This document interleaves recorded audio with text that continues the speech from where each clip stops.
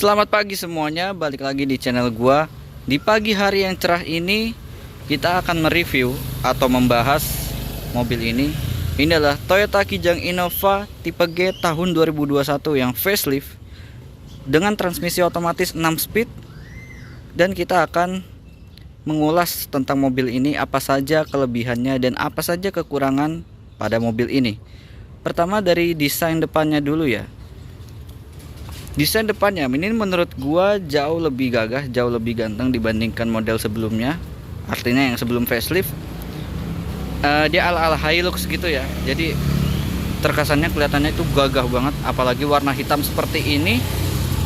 Cuma di tipe G ini dia lampunya belum LED ya, jadi dia masih halogen biasa. Dan juga fog lampnya juga masih halogen biasa. Dan di tipe facelift ini dia sekarang sennya pindah ke sini. Jadi beda dibandingkan model sebelumnya. Dan udah sih itu aja model depannya ya. Jadi terkesannya lebih mewah, apalagi dengan warna hitam seperti ini ya. Jadi terkesan gagahnya itu kelihatan banget. Oke, sekarang ke bagian velgnya. Velgnya ini dia menggunakan ring 16 dengan profil 20565 R16 dengan ban GT radial. Oke, jadi sebelumnya itu gue mohon maaf banget kalau misalkan di video-video sebelumnya itu mobilnya kotor.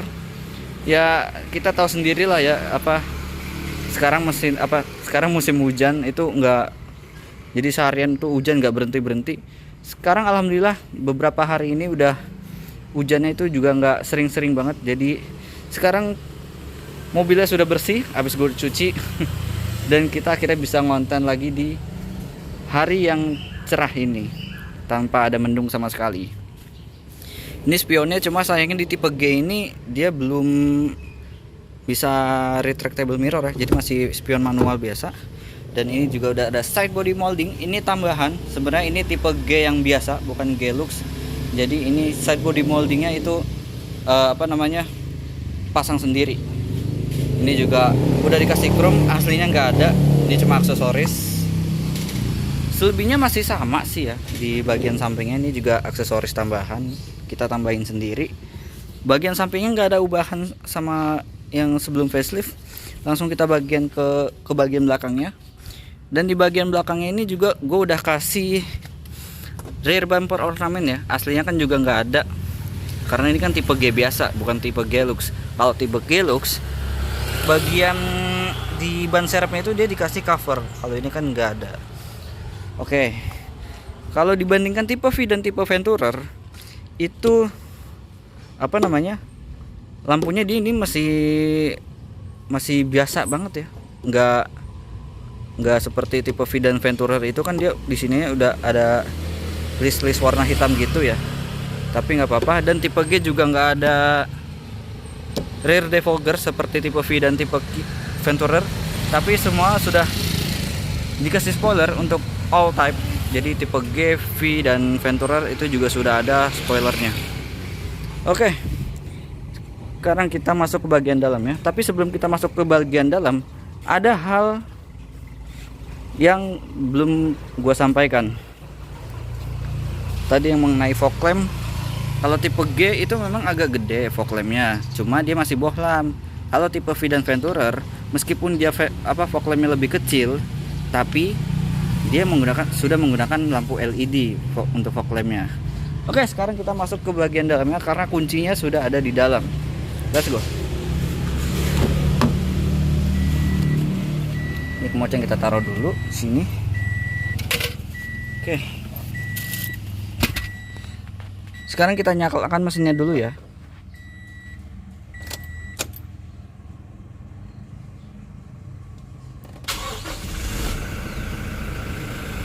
Sekarang kita bahas interiornya.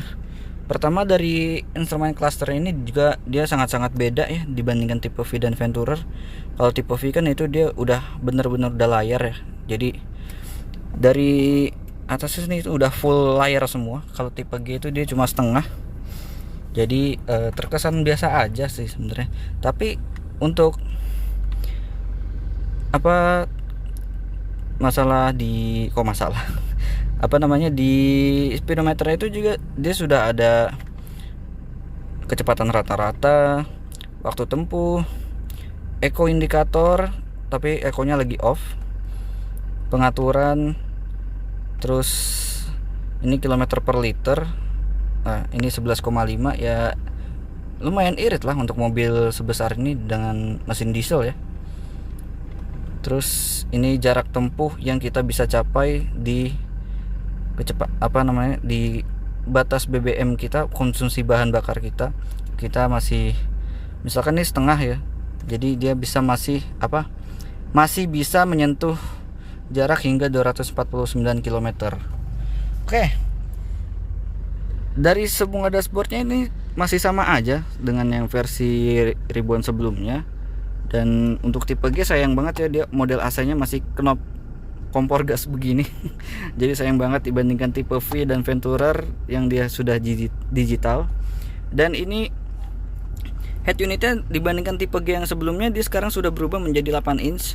Jadi sama seperti fiturnya juga sama kayak AGG R Sport kemarin ya. Kita pencet setuju aja, dan ini sudah ada tanggal pengingat ganjil genap. Jadi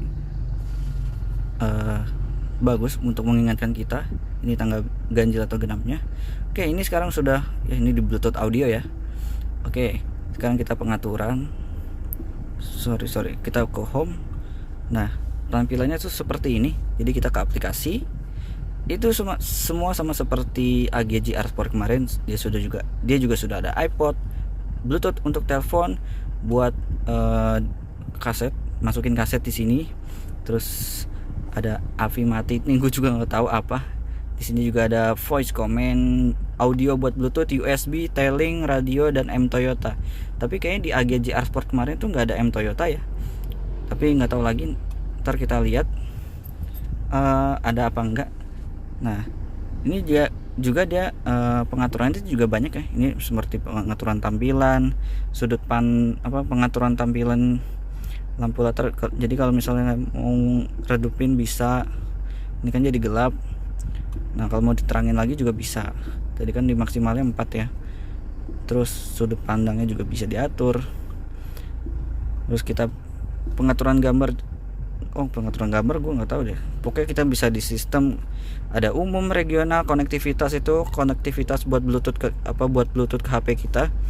Terus antar muka pengguna ini dia mengubah tampilan depan. Kan ini tampilan depannya kan seperti ini ya. Ini kita bisa ubah seperti ini. Dia cuma ada 3 ya kalau nggak salah. Dia cuma ada 3 doang nih. Soalnya di sampingnya tuh tulisannya tidak ada gambar, berarti cuma 3 macam doang. Terus kita balikin ke awal lagi. Terus ada warna kecerahan. Jadi warna yang ini nih, ini bisa kalian ubah juga. Kayak misalkan warna merah, hijau, kuning, dan lain sebagainya. Dan kita akan pakai yang warna club clip ya. Ya udah. Jadi itu aja untuk bagian fitur-fitur yang ada di di head unitnya. Dan ini juga sudah ada eco mode, power mode, dan untuk yang facelift ini dia sudah ada stability control untuk semua tipe, baik tipe G, V, dan Venturer itu sudah ada.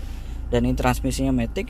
Tapi dibandingkan tipe V dan tipe Venturer, ini kalau yang tipe G itu dia masih hitam polos ya. Dan ini juga masih hitam doff biasa nih, plastik.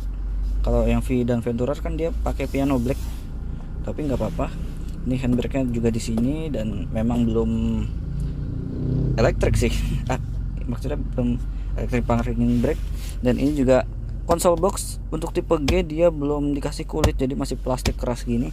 Joknya juga masih fabric, tapi dibandingkan model sebelumnya ini jauh lebih elegan ya dibandingkan yang warna-warna coklat terang kemarin itu. Dan juga di tipe G tetap dia tidak ada panel kayu. Di sini juga nggak ada ya. Di sini juga nggak ada. Dan all auto itu cuma di sisi driver. All auto maksudnya auto power window itu cuma ada di sisi driver. Ini untuk buka buka tutup pintu, dan ini juga buat kunci kunci power window. Ini electric mirror, tapi sayangnya yang gue bilang tadi dia belum electric retractable. Jadi terkesannya mobil udah hampir 400 jutaan. Waktu itu sih karena diskon PPNBM ya, jadi di bawah 400 juta. Tapi sayangnya dia belum dikasih retractable mirror, itu sayang banget. Bahkan Innova Zenix yang tipe G pun belum dikasih retractable juga. Buat Toyota berapa sih emang retractable ya? Tapi ya nambah sendiri kan juga lumayan 1 juta ya. Dan di dashboard di bagian dashboard ini, di tempat penyimpanan atas, dia sudah ada cooler box. Jadi misalkan kalau minuman kalian kurang dingin, bisa kalian taruh sini untuk mendinginkan minuman kalian. Dan ini konsol box tempat penyimpanan bawahnya. Dan belum soft opening ya. Oke, kita langsung ke bagian belakangnya aja kalau gitu. Kita matikan dulu mesinnya. Ini juga ada cup holder ya, 1, 2 itu juga ada cup holder di bagian dashboard. Oke, sekarang kita masuk ke bagian belakangnya. Untuk pengaturan kursi dia juga udah ada head adjuster, reclining ya. Yuk kita sekarang masuk ke bagian belakang. Oke, kita tutup dulu. Untuk tinggi gue yang 155 cm, ini posisi menyetir gue, dan surprisingly dia legroomnya jauh lebih luas dibandingkan Innova yang sebelum Reborn ya. Artinya masih yang Innova lama lah. Terus juga ini headroomnya ya jauh lah. Cuma sayangnya di tipe G ini tetap dia belum digital ya pengaturan AC-nya, dan juga tidak ada ambient light seperti tipe V dan Venturer. Jadi ambient lights itu yang lampu di atas ya, yang warna biru, di tipe G ini juga nggak ada. Tapi at least handbrake ininya juga sudah pegangan tangannya itu udah model soft. Tapi sayangnya di Innova Zenix ya itu malah fix jadinya, jadi nggak bisa dilipat secara begini, jadi nggak bisa.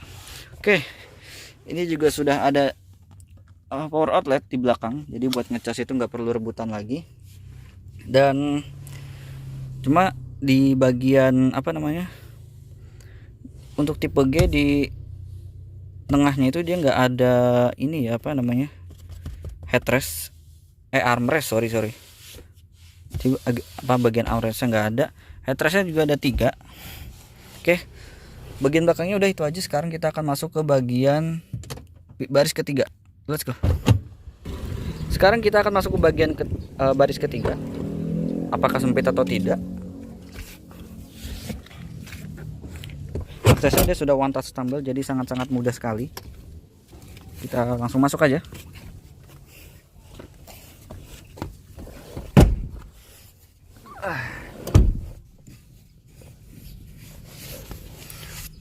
Duduk di bagian belakang sih juga ini masih cukup luas ya. Ini kan baris keduanya kan bisa di sliding, jadi ini enggak posisi mundur banget, jadi tapi nggak posisi maju banget, tapi gue majunya setengah biar ada space di ruang belakang. Dan headroomnya juga masih oke buat tinggi gue yang tadi 155 cm, dan gak ada masalah sih sebenarnya. Bangku belakang ini jauh enak-enak aja, gak bikin sempit banget. Oke, mungkin itu aja bagian belakangnya ya, dan sudah ada AC-nya juga tentunya. Yuk sekarang kita bagian bagasinya. Oke, sekarang kita akan lihat bagasinya. Untuk bagasinya sendiri, dia juga cukup luas ya bagasinya dibandingkan Kijang sebelumnya. Dan dia juga sudah ada headrest juga di bagian belakang, karena mobil ini memang bisa buat 8 orang. Jadi dan seatbeltnya juga sudah ada 3 titik di atas. Ini ya untuk seatbelt buat penumpang belakang. Dan kursinya ini dia bukan dilipatnya rata lantai, jadi masih ke samping sama seperti model sebelumnya. Bahkan Fortuner pun juga masih modelnya lipat ke atas seperti ini ya. Ini contohnya. Tapi yang ZenX dia juga dia sudah rata lantai. Oke, bagian bagasinya mungkin itu aja. Sekarang kita akan ke bagian yang spesial, yaitu bagian mesinnya. Let's go. Ya, ini bagian mesinnya. Mesinnya kotor. Ini adalah mesin dieselnya, mesin diesel yang baru 2GD. Kalau sebelumnya kan 2KD, ini 2GD. 2400 cc turbo diesel dengan udah VNT sih pastinya, karena juga udah turbo kan. Mempunyai tenaga sebesar 150 horsepower dan torsi 360 Nm. Untuk yang transmisi otomatisnya, ternyata yang manual itu beda torsi. Yang manual itu 342 Nm, yang otomatisnya 360 Nm. Tenaga ini disalurkan ke dua roda belakang melalui transmisi otomatis 6 speed dan transmisi 5 percepatan untuk yang manualnya. Kenapa mesinnya 2400 cc? Ya memang dibandingkan sebelumnya kan itu 2500 cc ya. Sekarang turun 100 cc 2400, tapi tenaganya itu kenaikannya juga lumayan, dari 102 dk menjadi 150 horsepower. Itu kenaikannya yang sangat-sangat drastis ya. Tapi dibandingkannya Pajero Sport Dakar masih jauh lah. Oke, sekarang kita tutup dulu kap mesinnya. Oke, sekian dari video saya mengenai Toyota Kijang Innova Reborn ini. Sebelum saya tutup, mobil ini juga belum dilengkapi dengan keyless entry ya, ataupun start stop engine button. Untuk tipe G dan tipe V belum keyless, jadi kuncinya masih sama seperti ini, model jackknife seperti ini. Tapi modelnya bagus ya, jadi ya namanya juga jackknife, pasti bisa dilipat. Oke, sekian dari video gua mengenai Toyota Kijang Innova Reborn Facelift 2021 yang dengan transmisi otomatis 6 speed dengan mesin diesel. Jangan lupa klik like bila menyukai video ini, dan jangan lupa subscribe jika belum di subscribe, dan jangan lupa komen di bawah untuk mereview mobil apa lagi. Sampai jumpa di review kami selanjutnya. Thank you.